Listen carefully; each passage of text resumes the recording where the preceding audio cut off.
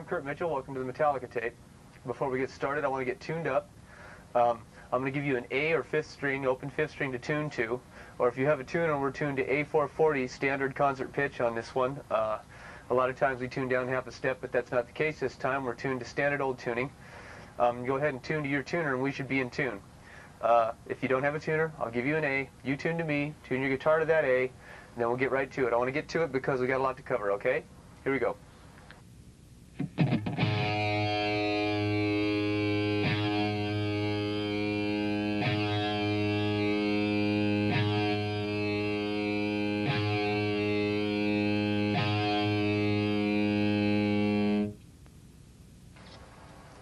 On these first few sounds from the older records, basically he's got a standard Marshall, revved up Marshall sound, and I believe Hetfield plays all the rhythms in most of this stuff, so most of the time you're listening to him play, and then the leads are covered by Kirk, of course. These first few sounds are just ordinary old Marshall sounds that sounds like they stuck a 57, which is a microphone, an SM57 on the cabinet, and turned it up and went for it. As the sounds progress, they get more and more. It's difficult to explain. The more and more mids get taken out of them until the thing sounds like it's pulling air away from your ears. It's got no mids in it at all. And as the sounds progress, I'll tell you how we're getting them. Basically, just turn the mids on your amplifier off if you're not going to record them. If you're going to record them, we'll show you how we're doing that too. I've done a little bit of double tracking on this so you can hear them, how it sounds doubled. You can get the full effect of the sounds, especially if you have a stereo deck. If you don't, no matter, you'll still hear the double. But all the single ones, all the slow riffs are done with a single guitar so that you can more clearly hear what's going on, okay? This is riff number 1. Riff 1.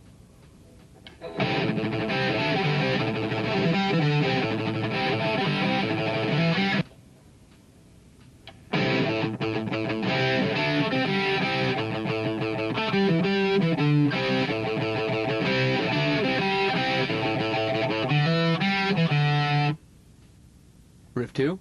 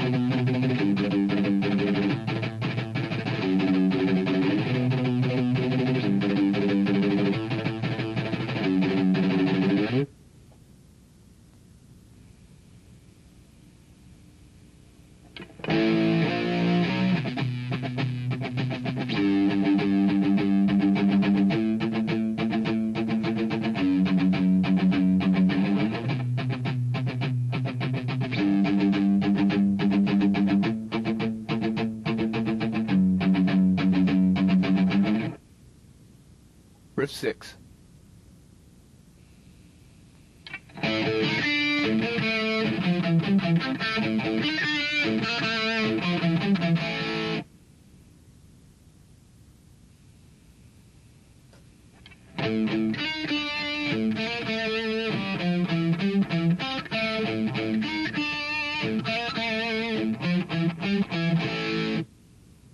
Riff 7.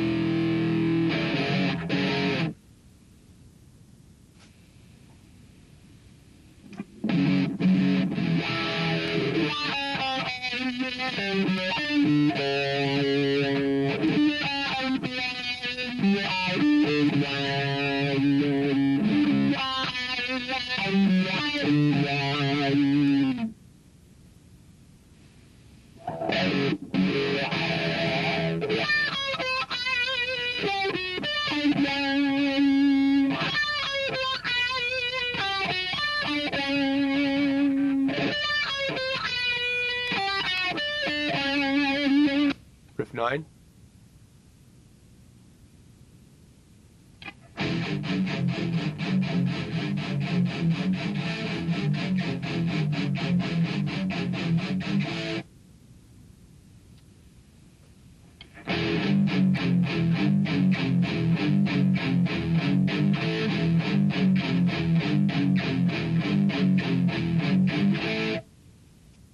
Riff 10.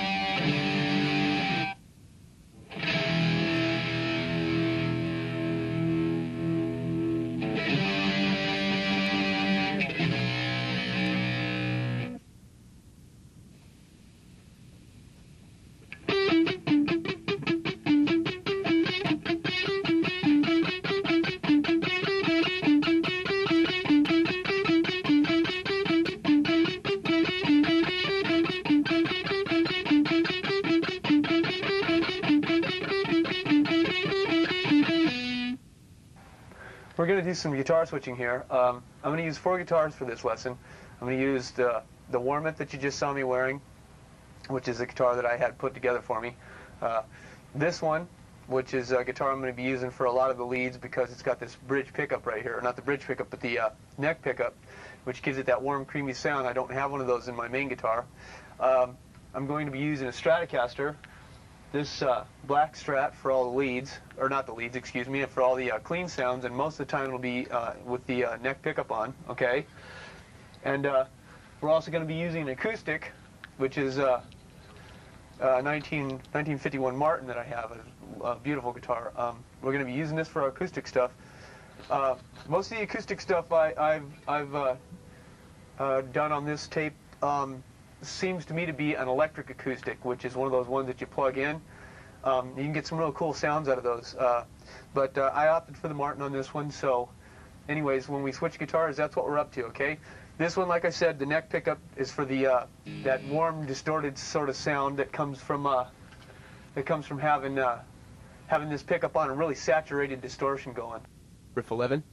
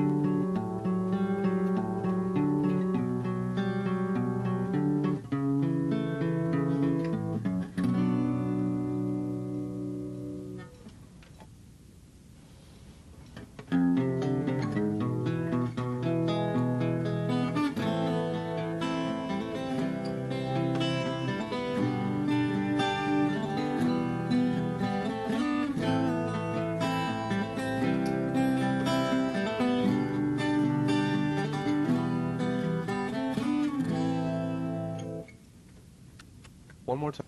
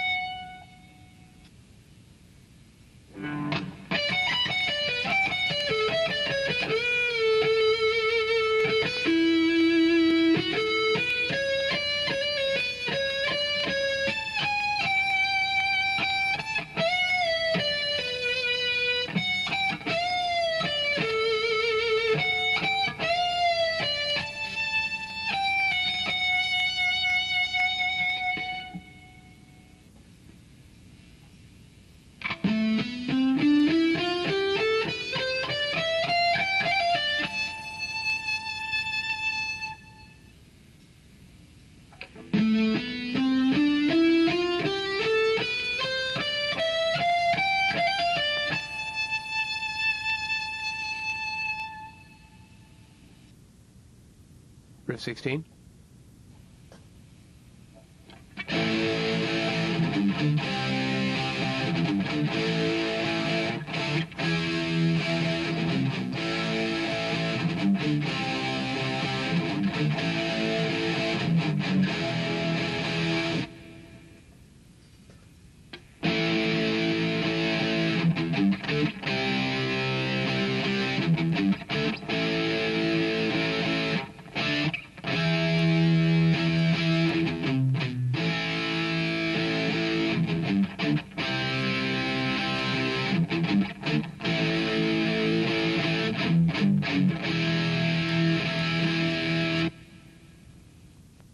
Riff 17.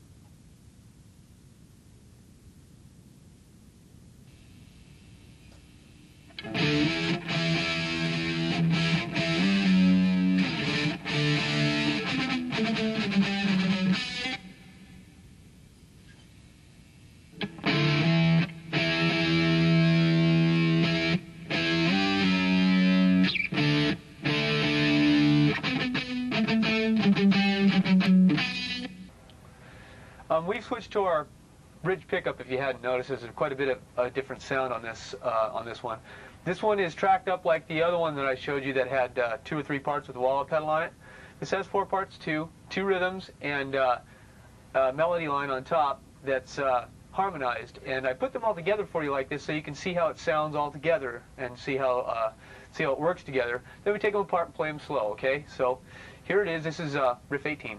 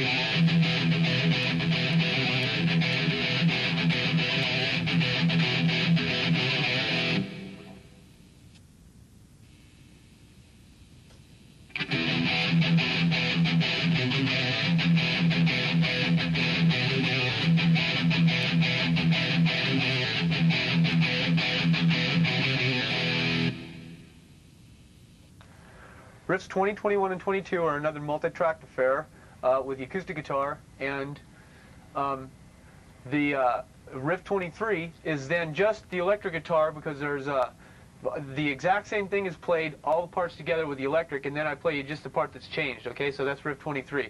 And basically what it is the top part of the entire riff, the harmony, the top part harmony of the entire riff, played up higher on the neck. And I combined the two top parts into one part so that you could play in harmony with yourself a lot easier. So you don't need three guys, because it took recording it 3 times to get a 3-part harmony with a guitar. So with that in mind, let's go on to section 20. Riffs 20, 21, and 22.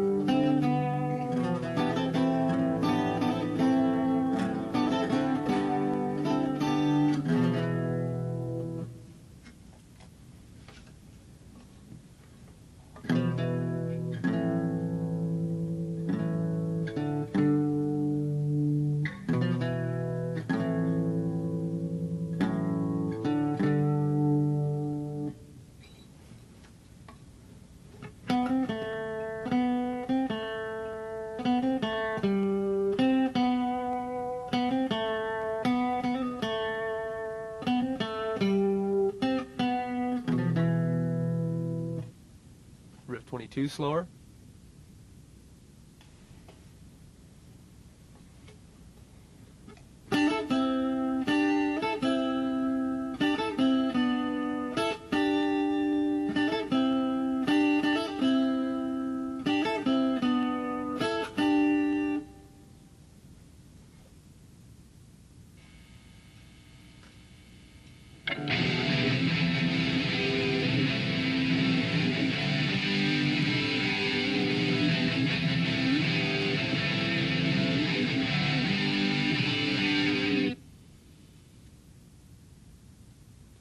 Riff 23 slow.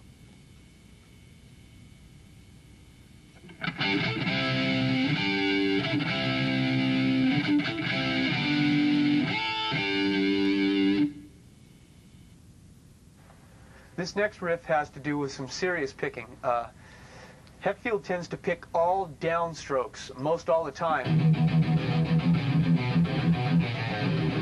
And there's a good reason for it, because when you pick all downstrokes, it's a very precise tone. When you pick an upstroke, it's a different sound than when you pick a downstroke. And he also takes his palm of his hand and buries it on the bridge. Now you can over-mute and it'll push the tones sharp, but you want to mute enough to where you get that chunk type of a sound. And then after he's picking all that stuff down, he starts picking things where, I'm going to show you this because the only way I could get it straight in my head and try to relax and play it, and if you're picking fast and you don't relax, you're in a lot of trouble. You cramp up and you're not going to be able to get the riffs out anyways. So you want to relax and try them slow at first, real slow. Finally it becomes easier and easier to do, and you can build it up to speed. But this thing's going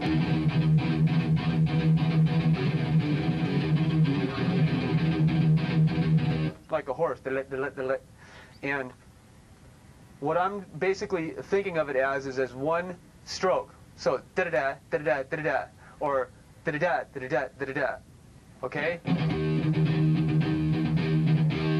And you want to just sort of get a controlled shake going on, but you want it to try to get it to where it's one motion instead of 4 or 3, 1, 2, 3. Instead of 3 picks, you want to try to make it 1, and the other 2 are coincidental to the fact that you're getting to that other one.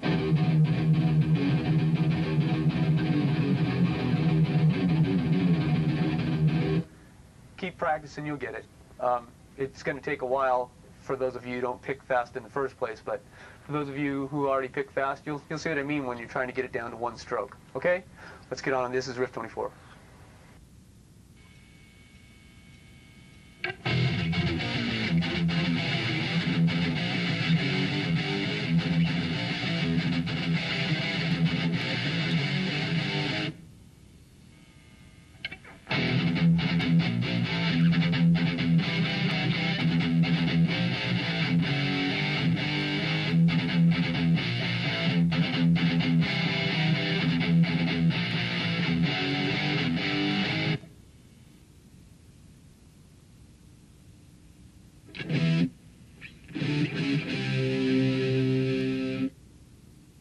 once again.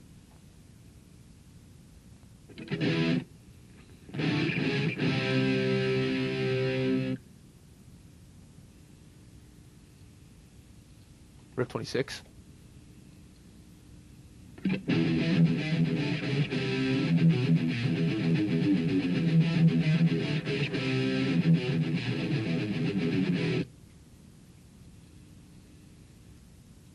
Once again.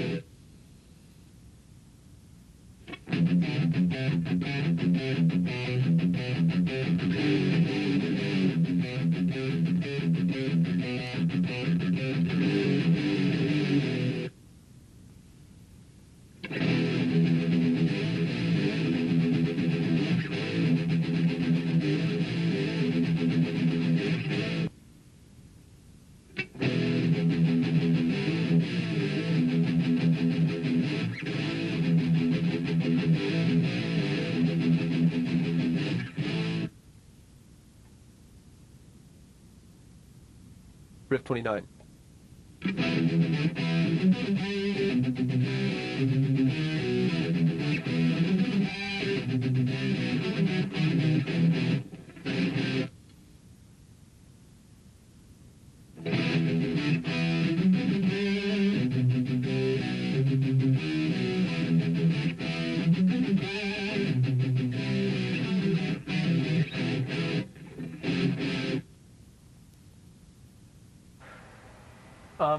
We're going to move to our Strat for this next set of riffs. We're going to be using our neck pickup, like I said, for clean tone, and gives us a really nice clean tone.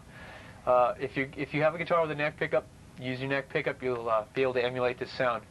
I'm getting my clean tone right now by running through a thing called a Sans amp. It's like a bass direct box into the board and out of the speakers.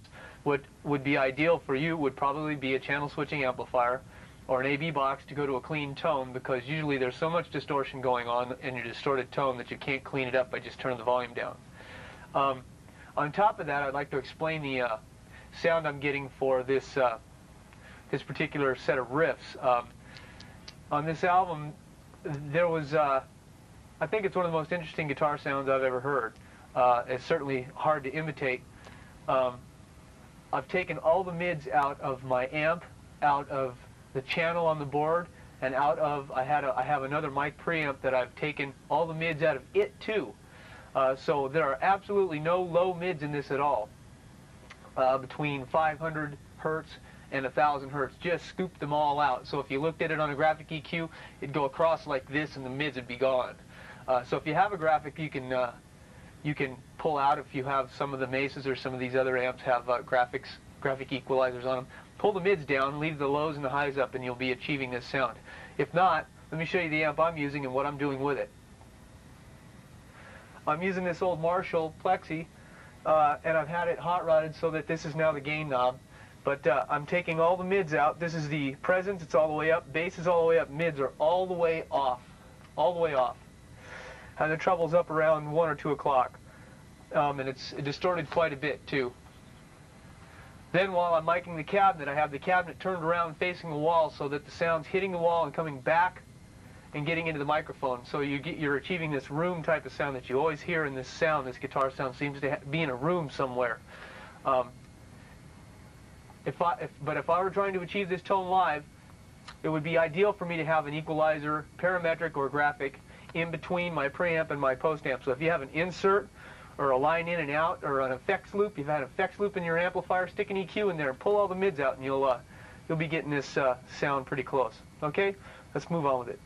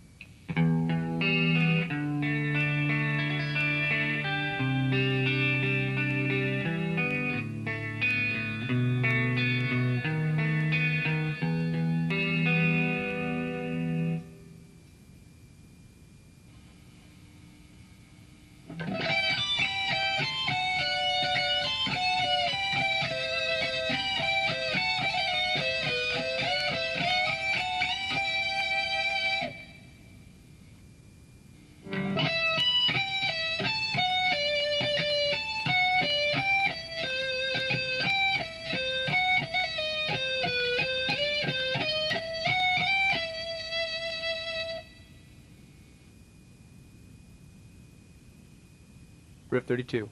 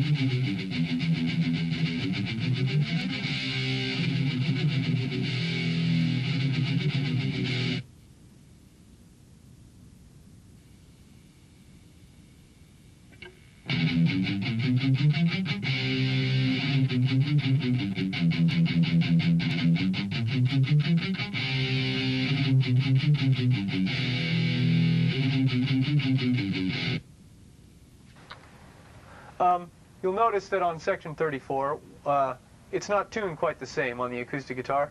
I'll show you what that is. That's detuning. What happens is you take your E string, your low E string, you tune it down one step to match your D string, okay? What you end up with is this big fat sound that I'm awful fond of. I play with a lot. Because it's got all the instead of having to fret the two notes to make those fifths, they're all in the same position. In other words, they're all either open, they're all either being fretted. It's quite a bit easier to play too, but that's detuning anyways. When somebody talks about drop detuning, that's what's going on. Take your E string, tune it down one step to match your D string one octave lower. Okay? Let's get on with it.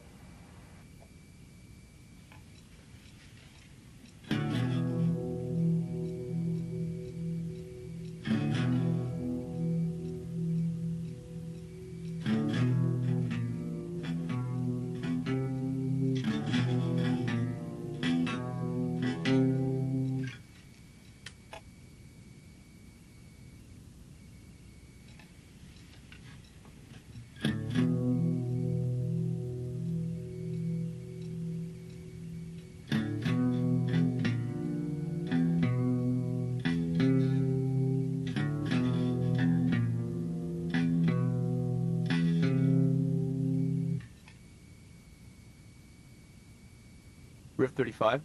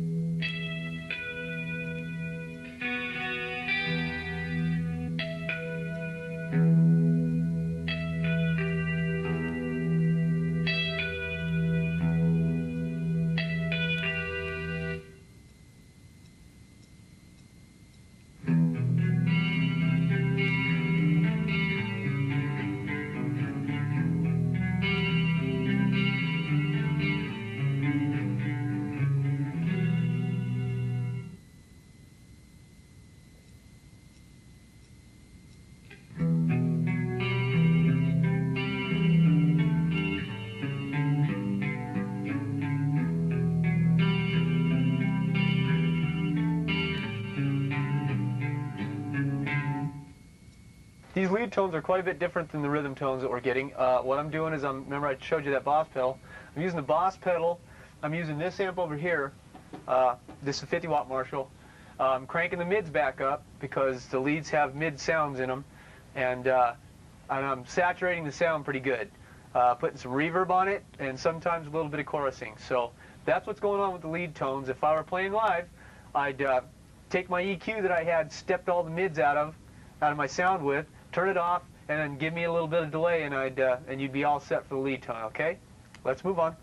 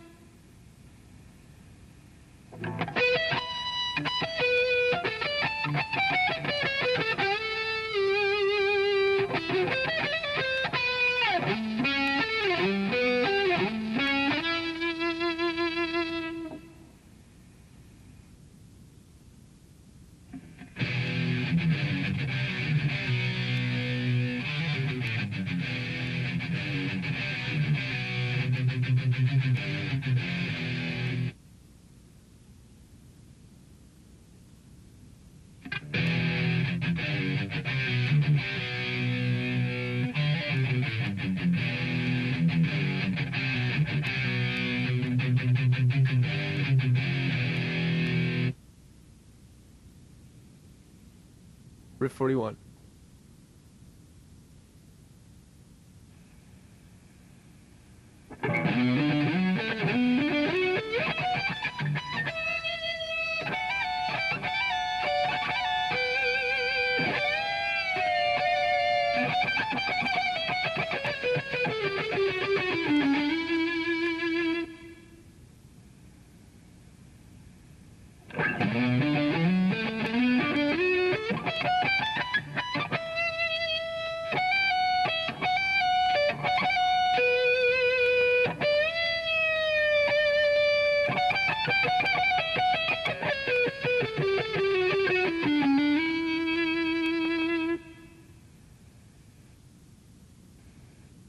Top half slow.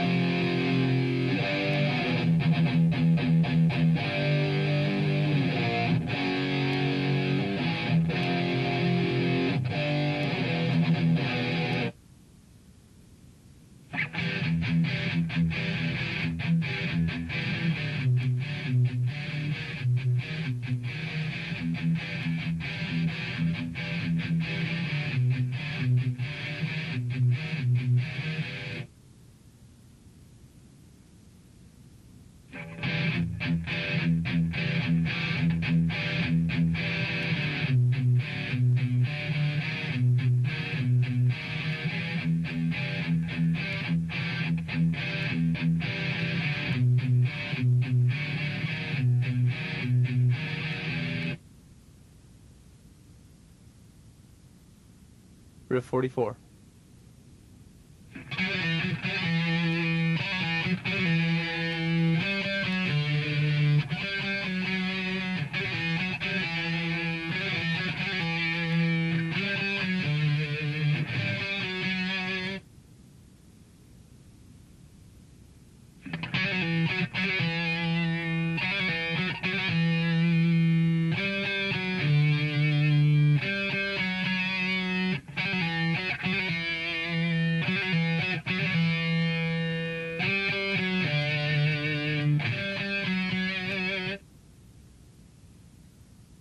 Riff 45.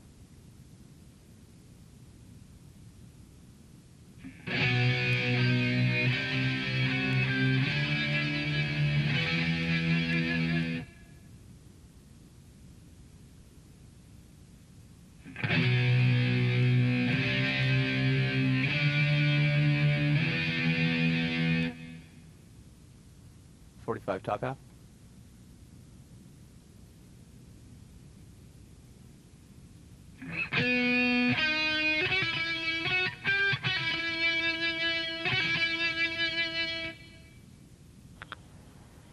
This riff is way off as far as picking goes. This is all down picked, and you can tell by listening to the record.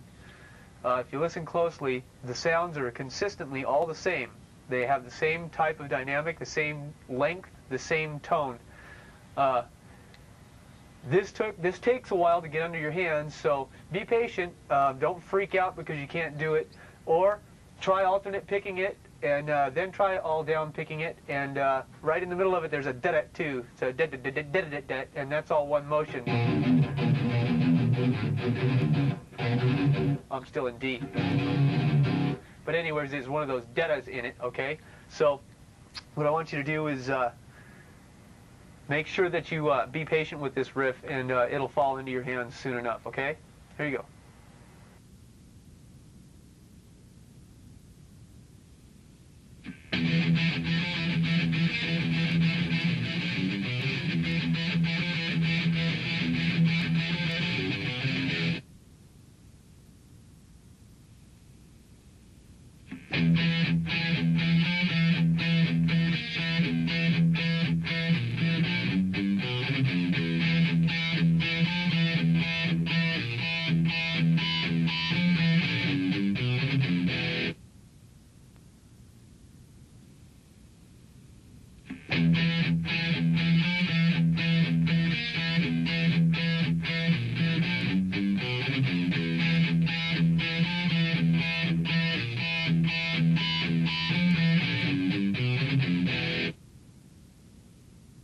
Riff 47.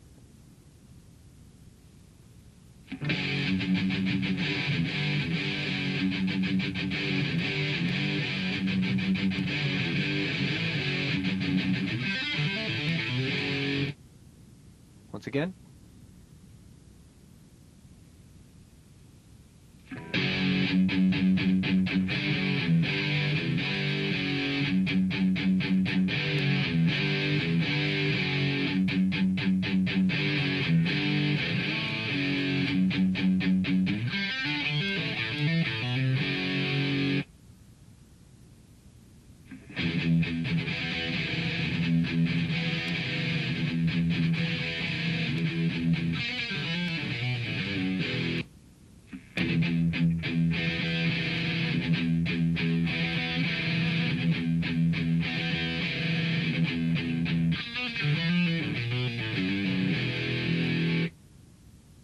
Riff.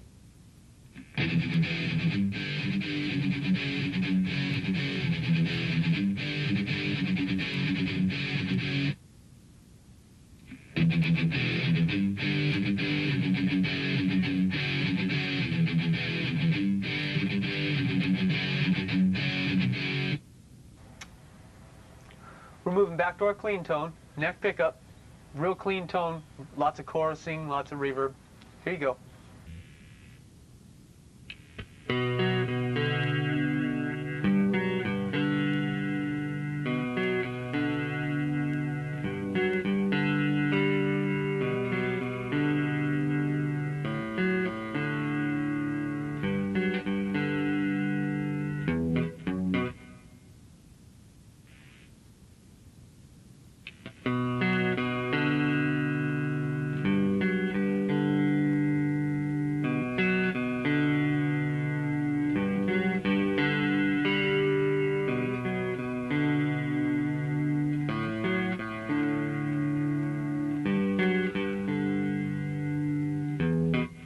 Riff 51.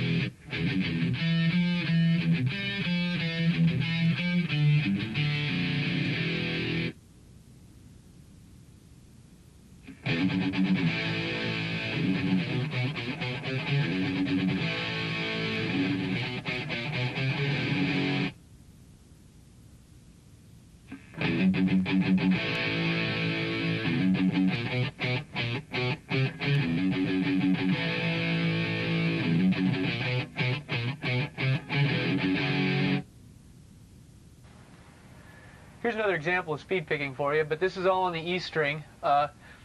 Basically, if you conserve your motion and try to keep it to a controlled shake, then you can get this down. Try to relax. If you tense up, then you're going to cramp up, then you're going to go slower and slower. Trust me on that. So try to relax and try it slow at first, and it'll come up to speed as you go along. Okay? Here's our 56.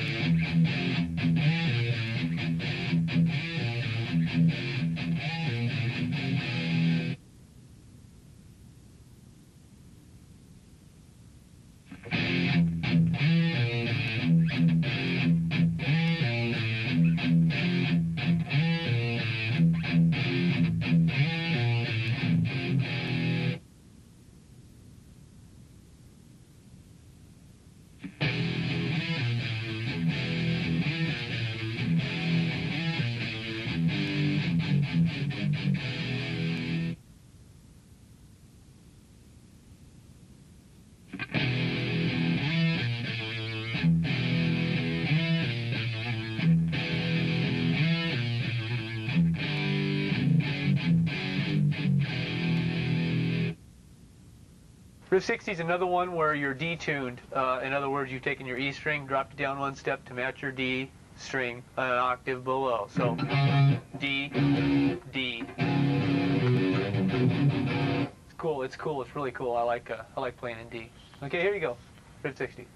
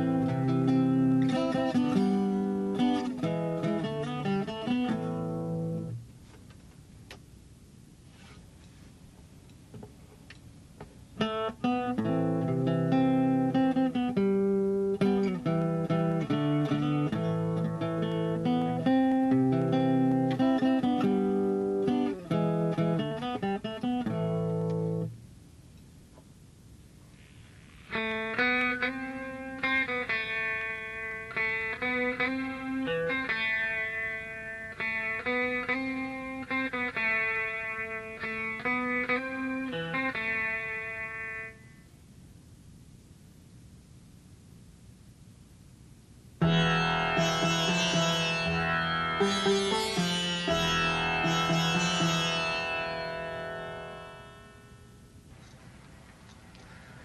that wasn't really my guitar, that was really my synthesizer, but I don't have an electronic sitar, and I happen to have one on my synthesizer, so I thought I'd fake the sound for you. But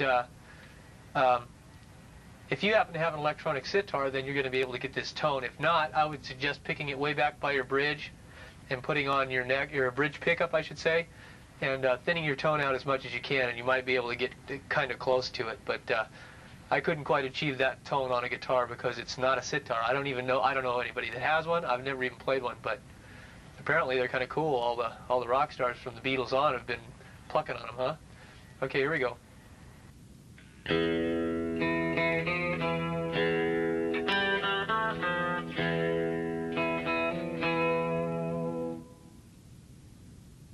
Top half.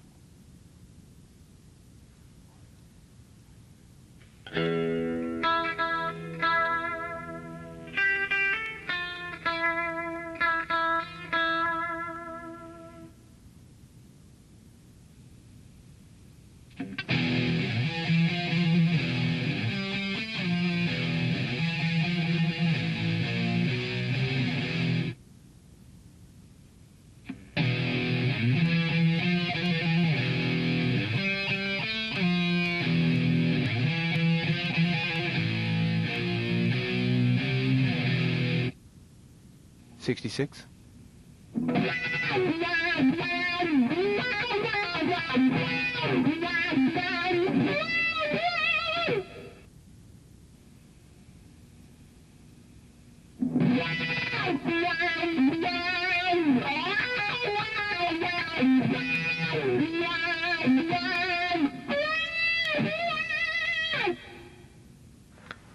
We're going to be moving to our acoustic for riff 67, and this is a really cool finger-picked thing, so once you get this under your hands, I really enjoy finger picking. It's my favorite thing to do on an acoustic guitar, so try to put this one under your hands and I think you'll like it, okay?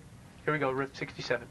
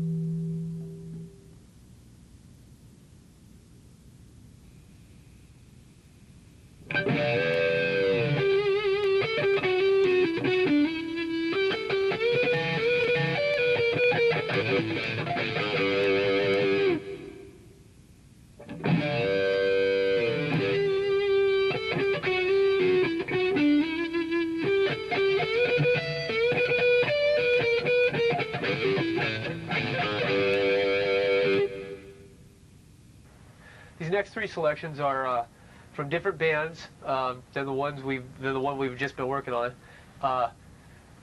They're also tuned down half a step. So now take your guitar, grab your tuner, tune down 1/2 a step, and you should be all right. Or here's an A for you to do the half step down thing with me, okay?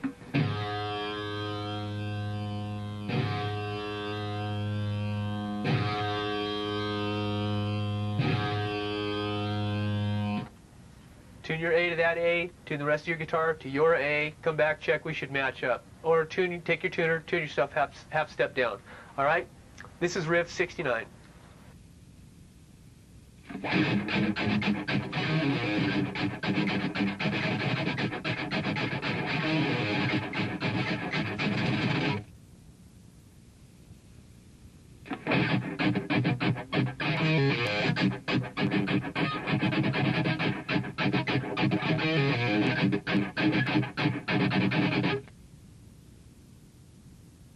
Verse 70.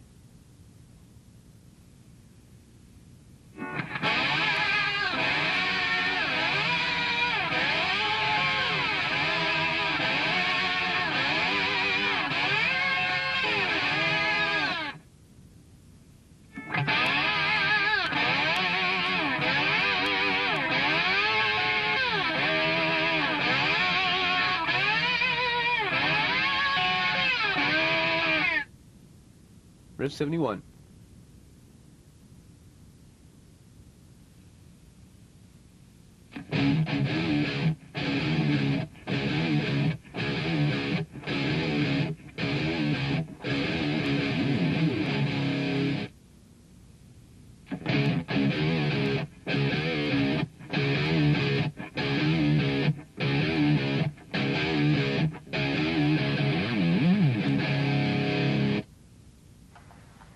Well, that about wraps it up for this tape. I want to go over our performance notes right now. We have, first off, I want to talk about speed picking. You need to relax if you're going to pick fast because, like I said, if you cramp up and you get real tense and you're trying to play, well, the tenser you get, the slower you move. I'm not kidding. It's and I've been playing for 20-something years. I don't know, way too many years.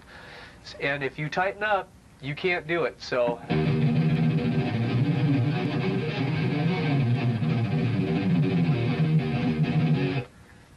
Make sure you relax. Try to pivot. Try to pivot from your elbow down, and try to keep your wrist and your arm in a straight line right here, and then just sort of shake up and down, and pretty soon you'll get it. Also, if you take and use a lot of your palm in that, you'll get that nice staccato, meaty sound. Always remember too that if you're trying to emulate this stuff, it's not what you're playing on; it's how you play it. Eddie Van Halen sounds like Eddie Van Halen on anything he plays, and so does Hetfield, or so does Kirk Hammett, any of them. So try to remember that. The next thing we want to talk about is movable power chords. All these power chords are movable, okay? So they're basically bar chords, and if you play them anywhere on the neck, you're going to get a bar chord, and that's what most of this music is comprised of. Unless it's clean stuff, the clean stuff is more melodic. And the acoustic stuff more melodic also, but when you get a bunch of distortion hooked up to your guitar, basically all you can play is power chords that sound decent, and they give you that big, fat, large, meaty sound, okay? In your booklet, you're going to find some scales, minor scales, that you can also move around anywhere you want, because I'm going to give them to you in position number 1. As far as I'm concerned, which means that your index finger is going to be on the root on the bottom and the root on the top, on the low E and high E string.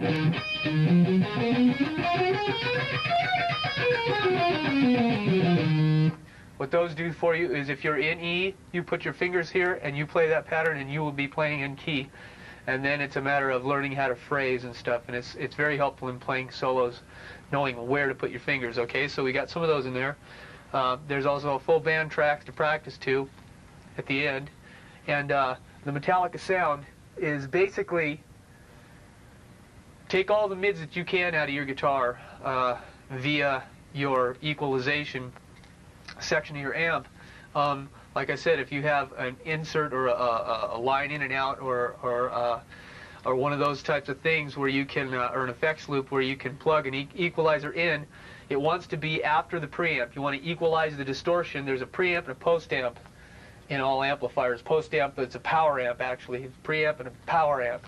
So the preamp amplifies the signal, puts the distortion in, and then it sends that to the power amp. Well, if you have an effects loop, it sticks your effects in between those two where they belong, so that you don't end up EQing the preamp, the distortion. That's why reverb and all that stuff doesn't sound good, because it's coming into the distortion side, getting distorted, and then going to the power amp. So put that EQ in the effects loop, dish out the mids, and no reverb, no effects, and you should probably be able to achieve this sound without much hassle.